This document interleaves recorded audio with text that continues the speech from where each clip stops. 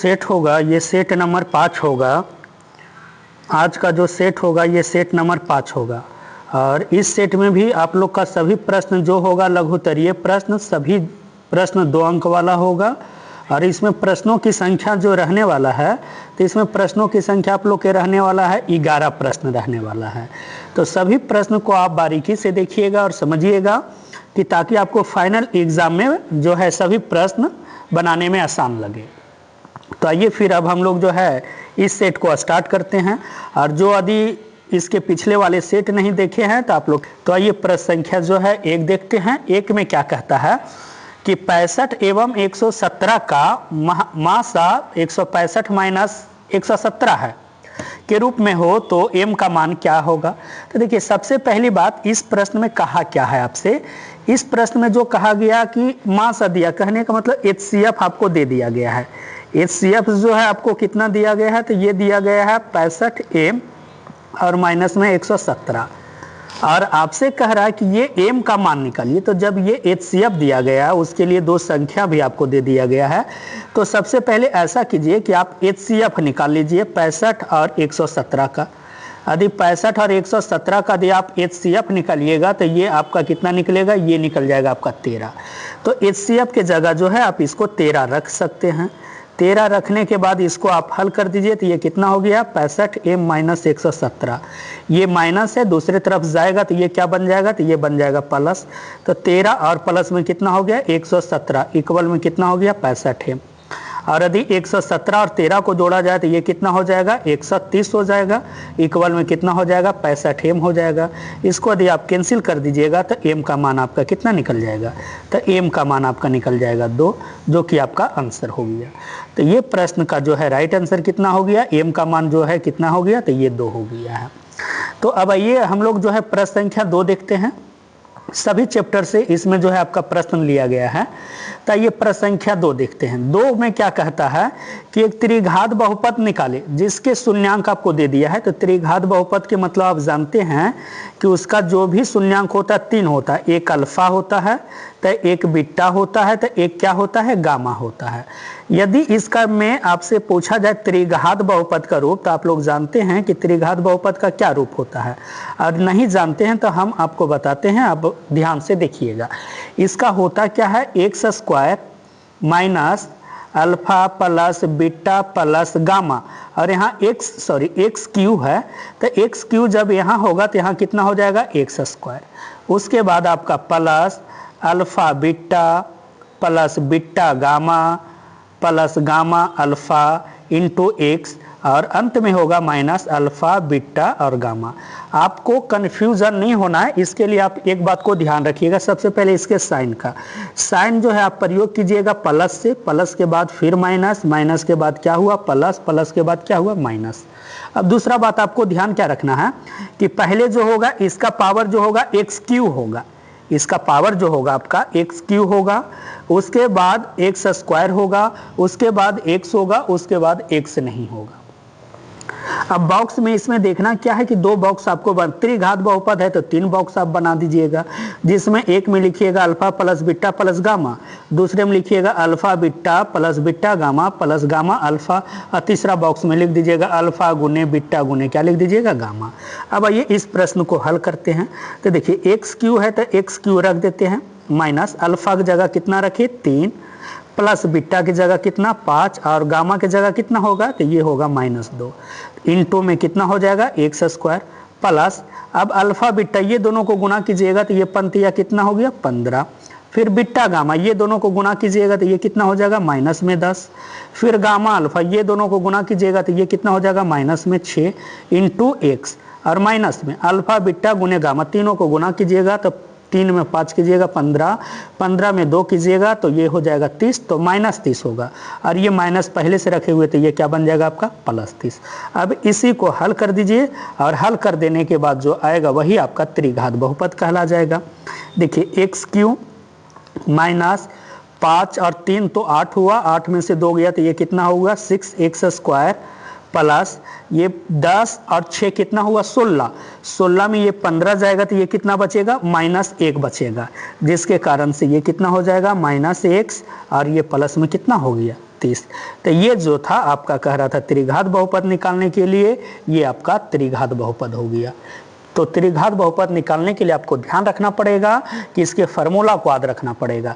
यदि यहीं पर आपसे बोल देता कि देवघात बहुपद का क्या होता है, तो देवघात बहुपद बराबर आप लोग जानते हैं x square minus alpha plus beta into x plus में क्या जानते हैं अल्फा गुने बीटा, ये बात को आप जानते हैं। उसी प्रकार से जब त्रिघात बहुपद बोल दिया जाए तो इस रूप में इसका रूप को आपको याद रखना है। तो इस प्रकार से हम लोग त्रिघात बहुपद सीख लिए। अब आइए जो है हम लोग प्रश्न संख्या 3 देखते हैं। 3 आपका जो है देखिए समीकरण से है। समीकरण कहने का मतलब इसमें जो है आपसे कह रहा है वज्र इसमें जो आपसे कह रहा है कि वज्र गुणन विधि द्वारा हल करना है। तो वज्र गुणन विधि द्वारा हल करने का हम आपको आसान विधि सिखाए थे क्या, कि जो सबसे पहले x का गुणांक है ना, तो x के गुणांक को आप नहीं लिखिए, सबसे पहले y के गुणांक को लिखिए। तो y के आगे कितना है 1 है, दूसरा समीकरण में कितना है तो 4 है।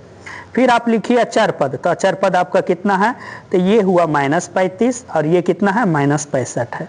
उसके बाद जिसका आप गुणांक नहीं लिखे उसी के गुणांक को लिखिए। तो x के गुणांक को नहीं लिखे थे तो x के गुणांक को लिख दीजिए 2 और 3, और किसके गुणांक को आप शुरू किए थे तो y के गुणांक से, तो अंत कर दीजिए आप उसी के गुणांक से। अब लिख देने के बाद आपको करना क्या है, कैचिया गुणा केवल कर देना है, कैचिया गुणा कर देना है। कैचिया गुणा कहने का अर्थ क्या होगा, देखिए हम आपको बताते हैं कि जो सबसे पहले गुणा करेंगे तो ये जो है आपका देगा x का मान, फिर ये दोनों को जब हम गुणा करेंगे तो ये देगा आपका y का मान, और जब इस दोनों को गुणा करेंगे तो ये आपका देगा 1 का मान। अब देखिए हम लोग गुणा कैसे करेंगे, इस बात को आपको ध्यान देना है कि गुणा हम लोग कैसे करेंगे। तो गुणा करने के लिए सबसे पहले x है तो आप x को लिख दीजिए। उसके बाद आपको करना क्या है, -65 है, -65 में 1 को आप गुणा कीजिए। तो -65 में 1 को गुणा कीजिएगा तो ये कितना हो जाएगा -65 हो जाएगा, और बीच में यहाँ फार्मूला कहता है माइनस, तो माइनस रखने दीजिए। उसके बाद आपको करना क्या है, 35 में 4 को गुणा कीजिए तो माइनस कितना हो जाएगा 140, जिसके कारण से ये बन जाएगा प्लस में 140 इक्वल। अब y है तो y को रहने दीजिए। अब ये दोनों को आप गुणा कीजिए, -35 को 3 से गुणा करना है। तो यदि आप 35 को 3 से गुणा कीजिएगा तो ये कितना हो जाएगा, तो 35 को 3 से गुणा करेंगे तो ये हो जाएगा आपका 105, तो ये हो गया आपका -105। फिर से फार्मूला कहता है माइनस, 65 को 2 से गुणा कीजिएगा, -65 को 2 से, तो ये प्लस में कितना हो जाएगा 130 हो जाएगा इक्वल 1 है तो यहाँ पर 1 लिखिए। अब फिर से ये दोनों को गुणा कीजिए, 2 को 4 से गुणा करेंगे तो ये हो जाएगा आपका 8, माइनस 3 को 1 से गुणा करेंगे तो ये कितना हो जाएगा आपका 3 हो जाएगा। अब इसी को आपको करना क्या है कि आपको इसी को आपको हल कर देना है। तो हल कर दिए, उसके बाद देखिए कि इसका आंसर कितना आता है। तो देखिए इसको जब हम हल करें तो ये 140 है, 140 में यदि 65 चला जाएगा तो ये कितना बचेगा, तो ये बचेगा आपका 75 प्लस में 75 इक्वल, ये y है तो y को रहने दीजिए, और 130 प्लस और माइनस 105 है, यदि दोनों को हल करेंगे तो ये कितना आ जाएगा 25 आ जाएगा इक्वल, ये 1 और बटे में कितना हो जाएगा 5 हो जाएगा। अब आपको x और y का मान निकालना है। तो x और y के मान निकालने के लिए आप क्या कीजिए, जो x का मान है उसको 1 के बराबर कर दीजिए, तो 1/5। उसी प्रकार से जो y का मान है, तो y का मान कितना y/25, इसको भी 1 के बराबर कर दीजिए, तो ये कितना आ जाएगा 1/5। अब इसी को हल कर दीजिए, तो इसको कैंसिल कीजिएगा तो ये कितना हो जाएगा 15। तो x का मान कितना आपका निकल गया, तो ये निकल गया आपका 15। अब जब इसको कैंसिल करेंगे तो ये कितना बार में होगा 5 बार में, तो y का मान कितना निकल गया 5। तो जो आपका मान निकालने के लिए कह रहा था तो ये x का मान हुआ आपका 5 और y का मान आपका कितना हो गया 5 हो। x का मान आपका 15 और y का मान कितना हो गया आपका 5। और वही बात आपसे कहा जा रहा था कि इसको जो है वज्र गुणन विधि से हल करके आपको x और y के मान को निकालना है। तो जब x और y के मान को निकालेंगे तो x का मान कितना होगा 15 और y का मान कितना होगा 5 होगा। आइए प्रश्न संख्या जो है 5 देखते हैं। 5 में आपसे क्या कह रहा है, तो 5 में आपसे कह रहा है कि 9x² - 25 इक्वल में 0 को हल करना है। कहने का मतलब इसका शून्यांक निकाल देना है। तो इसका शून्यांक निकालने के लिए क्या कीजिए, 9x² - 25 इक्वल में 0 है तो रहने दीजिए। अब इसी से क्या करना है ना कि -25 है दूसरे तरफ जाएगा तो ये क्या बन जाएगा +25 बन जाएगा। अब x स्क्वायर बराबर ये कितना हो जाएगा 25 और बटे में कितना हो जाएगा 9 हो जाएगा। अब जानते हैं कि एक तरफ से यदि स्क्वायर है और इसको स्क्वायर हटाना चाहते हैं तो दूसरे तरफ ये क्या चला जाता है रूट चला जाता है।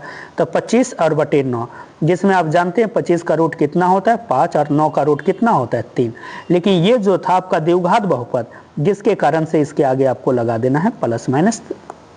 तो एक जो है x का मान कितना निकल गया +5 बटे में कितना हो गया 3 हो गया। अब आइए प्रश्न संख्या जो है 6 देखते हैं।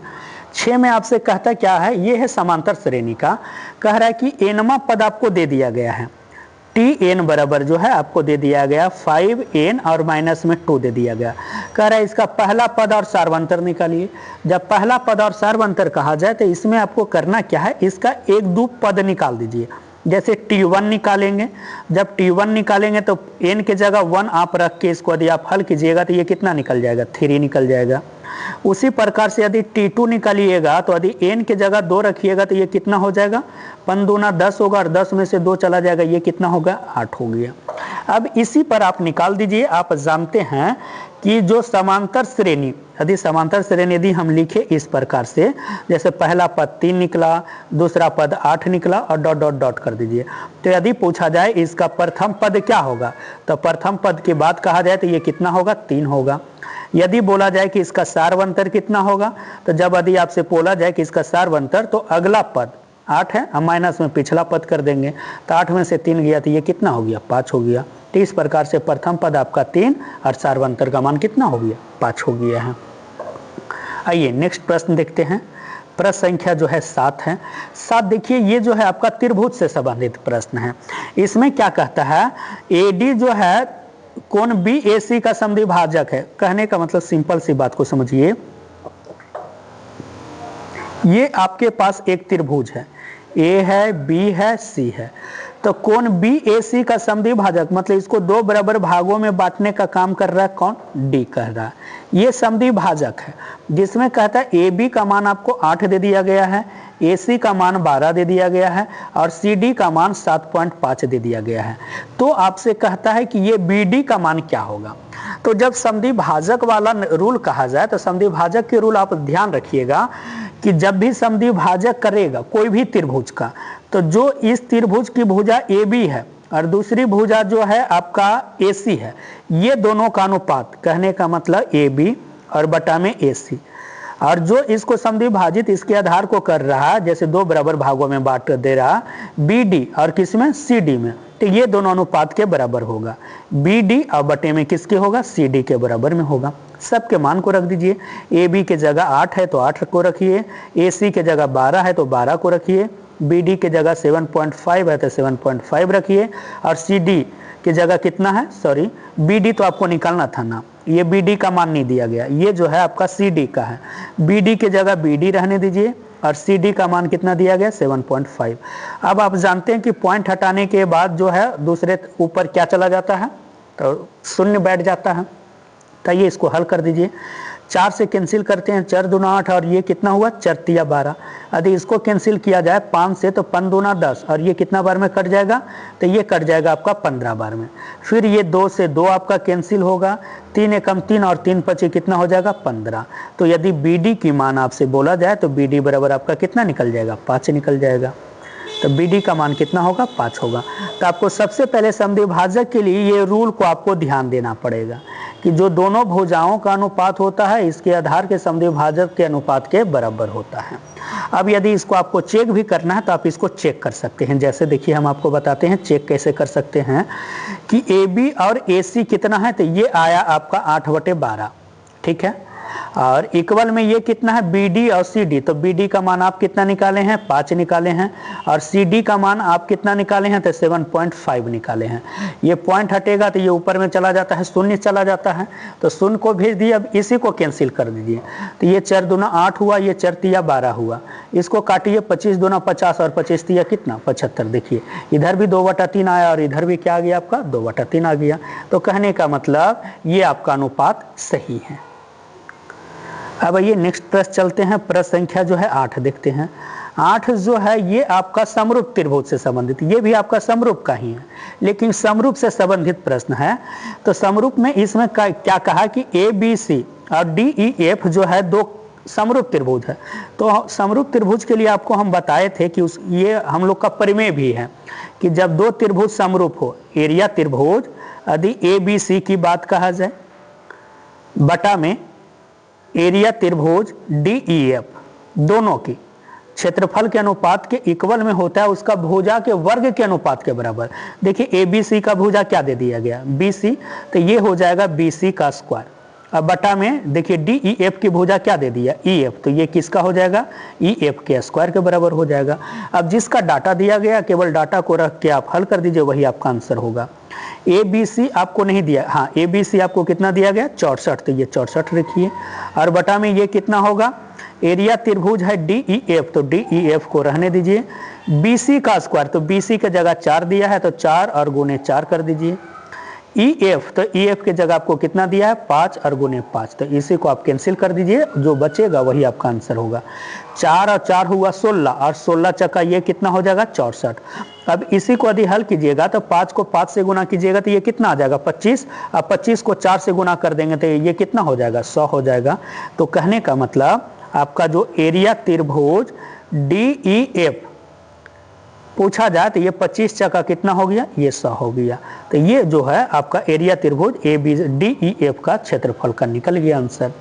तो इसमें आपको एक बात को ध्यान रखना है, ये आप लोग को प्रमेय है और इस प्रमेय में आप लोग को सिद्ध भी करना पड़ता है कि ये दो त्रिभुजों का जो जब दो त्रिभुज समरूप होते हैं तो उनके भुजा के वर्ग के अनुपात इक्वल, वर्ग के अनुपात बराबर होता है, ये बात आपको सिद्ध करना होता है। तो ये प्रमेय से संबंधित प्रश्न था। अब ये प्रश्न संख्या 9 देखते हैं। 9 जो है आपका निर्देशांक ज्यामिति से है। 9 में आपसे कह क्या रहा है कि बीच की दूरी निकालना है, बीच की दूरी आपको निकालना है। तो बीच की दूरी बराबर आप जानते हैं कि क्या आप लोग पढ़ते हैं, बीच की दूरी बराबर x1 माइनस x2 का होल स्क्वायर, प्लस में क्या पढ़े हैं y1 और माइनस कितना y2 का होल स्क्वायर। अब यदि हम इसका बीच का दूरी निकालते हैं तो x1 के जगह a है माइनस x2, x2 के जगह ये माइनस है तो माइनस माइनस ये कितना हो गया प्लस हो जाएगा, इंटू y1, तो y1 के जगह b है माइनस y2, y2 के जगह ये माइनस है तो माइनस माइनस ये कितना हो जाएगा प्लस में b स्क्वायर। अब इसी को हल कीजिएगा तो देखिए a और a को प्लस करेंगे तो ये कितना हो गया 2a का स्क्वायर, b और b को हल करेंगे तो ये कितना हो गया 2b का होल स्क्वायर। अब यदि इसी को आप हल कर दीजिए, इसी को यदि आप हल कर दीजिएगा तो ये कितना हो जाएगा 2a का यदि स्क्वायर करेंगे तो ये कितना हो जाएगा 4a स्क्वायर, प्लस 2b का स्क्वायर करेंगे तो ये कितना होगा 4b स्क्वायर।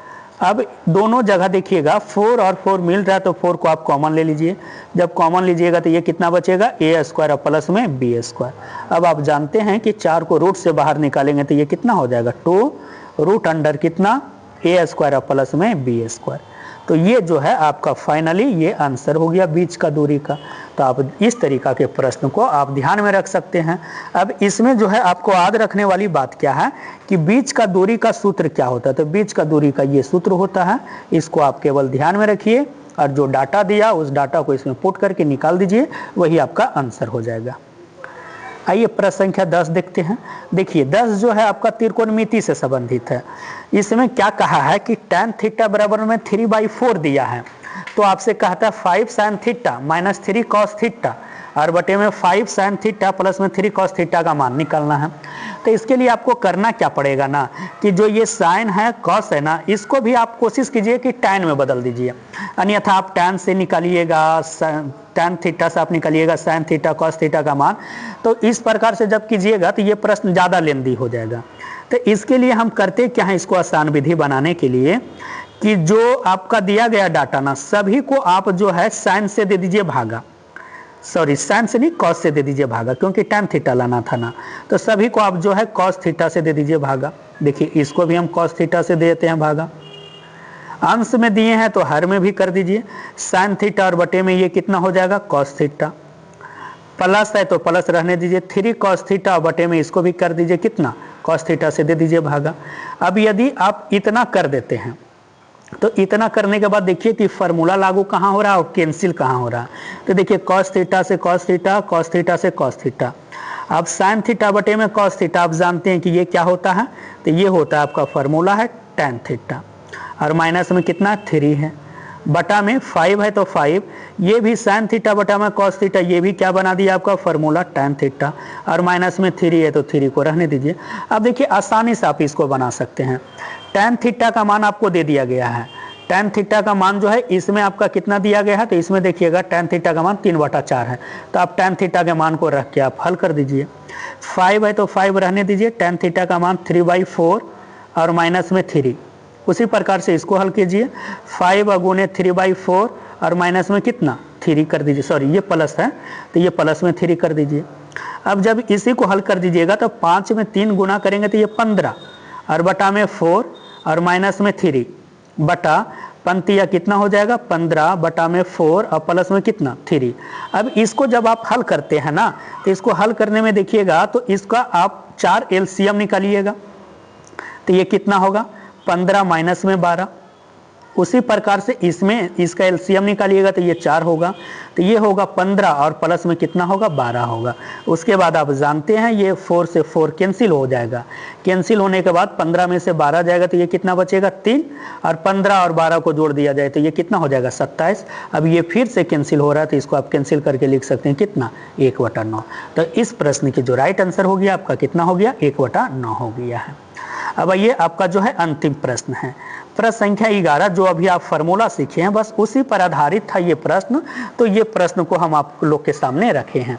देखिए इस प्रश्न में कहता क्या है, cos थीटा बटे में 1 माइनस tan थीटा है, और आपको सिद्ध करना है cos थीटा प्लस में sin थीटा।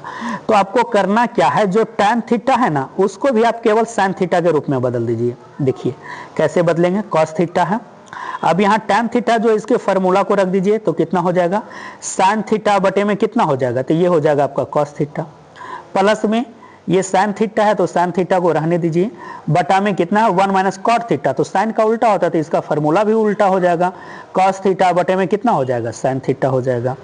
अब यदि हम इसी को हल करें, cos थीटा है तो cos थीटा को रहने दीजिए, अब इसके नीचे हम कुछ नहीं तो 1 है, तो cos थीटा 1 का एलसीएम निकाला जाए तो ये कितना हो जाएगा cos थीटा, तो यहाँ कितना हो जाएगा, ये हो जाएगा आपका cos थीटा माइनस में sin थीटा, प्लस ये है आपका sin थीटा और बटे में ये कितना हो गया आपका, इसका भी एलसीएम निकालिएगा तो ये हो जाएगा आपका sin थीटा, और यहाँ पर कितना हो जाएगा sin थीटा माइनस में कितना cos थीटा। अब इसी को आप जो है स्टेप को आगे बढ़ाइएगा तो जो आपका आएगा ये फाइनली आंसर आ जाएगा।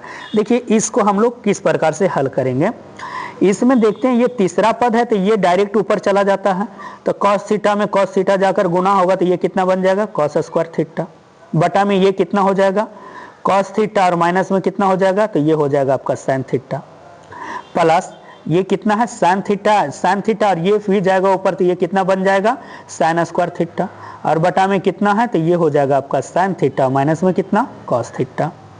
अब जब होगा तो देखिए इस तरीका की बात को हम आपको एक प्रश्न में और सिखाए थे पिछले सेट में कि देखिए दोनों सेम बात है, पर इसमें केवल माइनस में sin थीटा है तो इसमें क्या है माइनस में cos थीटा है। तो इस तरीका के प्रश्न को हम कैसे हल करते हैं कि इसमें जो है माइनस को हम कॉमन ले लेते हैं, माइनस कहने का मतलब जो पहला पद है इसको तो हम उसी प्रकार से छोड़ देंगे, cos theta minus sin theta, ये जो है आपका sin स्क्वायर थीटा है ना, यहाँ से हम माइनस को ले लेंगे कॉमन तो ये कितना हो जाएगा cos थीटा माइनस में कितना sin थीटा, और जब ये माइनस होगा तो ये माइनस उठकर ये कहाँ चलाएगा, तो ये मिडिल में चलाएगा, तो ये माइनस हो गया। अब इसको आप आराम से हल कर सकते हैं, दोनों का फिर से एलसीएम निकालिए, जब दोनों का फिर से एलसीएम निकालिएगा तो cos थीटा माइनस में कितना होगा sin थीटा होगा, तो यहाँ आपके पास कितना बच गया cos स्क्वायर थीटा माइनस में कितना हो गया sin स्क्वायर थीटा।